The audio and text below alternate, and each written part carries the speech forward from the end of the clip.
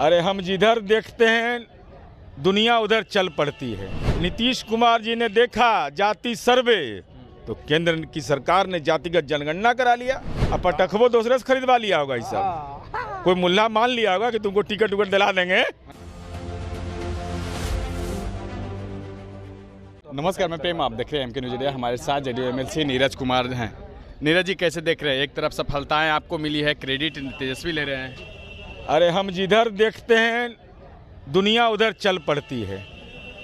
नीतीश कुमार जी ने देखा जाति सर्वे तो केंद्र की सरकार ने जातिगत जनगणना करा लिया। तो आदरणीय प्रधानमंत्री जी को आभार, बधाई इस बात के लिए कि बिहार में जो मुद्दे उठाते हैं वह देश की जनता उसको ग्रहण करती है। यह हमारे लिए महत्वपूर्ण है।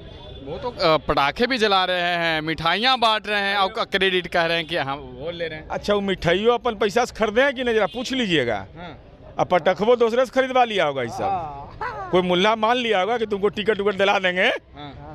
ठग लिया के लिए टिकट दे देंगे। अरे भाई, बिना लक्ष्मी को वहाँ मुस्कुराता है कोई? वहाँ अगर ऐसे मिलने गए तो परेशानी में पड़ जाएगा। अच्छा। जब तक टोकरी नहीं और टोकरी में लिफाफा भी एगो, लिफाफा भी चाहिए। ये तो ट्रेंड है। अच्छा, ये ट्रेंड है। तो ये सब तो चलते रहता है उनके यहाँ। अरे किस बात के लिए पटाखा?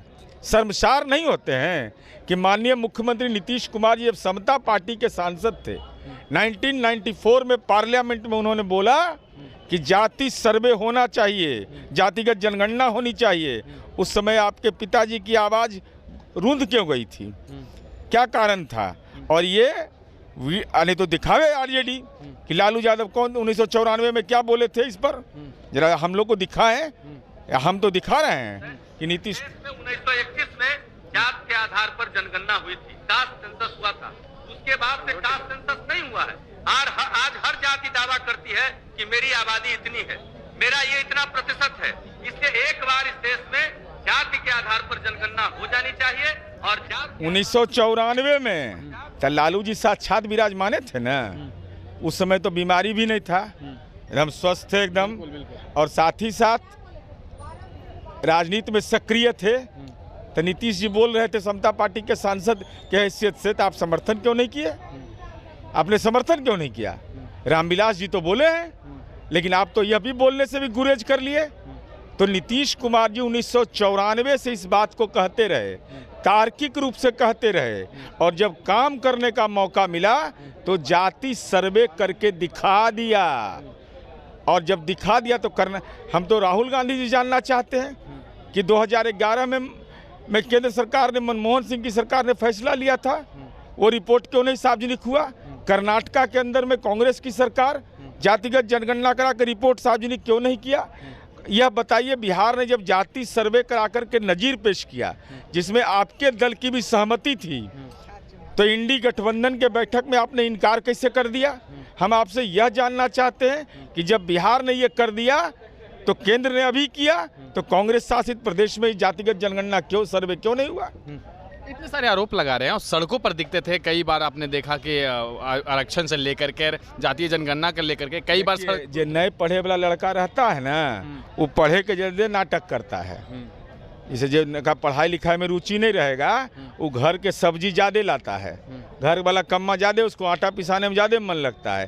तो वही हाल है ये लोग को, पढ़ने में मन लगा नहीं तो राजनीति में समझ लीजिए, पढ़ाई में मन नहीं लगा तो बोगस विद्यार्थी, खेलने में मन नहीं लगा तो बोगस क्रिकेटर। अब राजनीति में मन नहीं लग रहा है, तब मने से हम अभी से हो जाए कि हम संयुक्त राष्ट्र संघ के सेक्रेटरी जनरल हो गए तो कोई रोक रहा है हमको?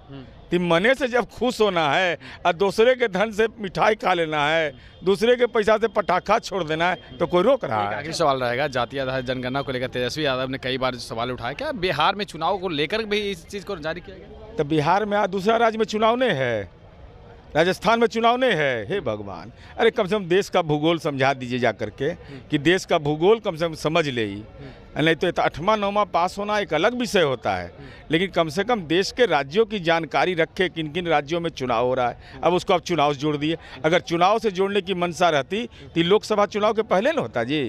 अरे नीतीश कुमार जी जिधर देखते हैं नीतियाँ उधर चल पड़ती है।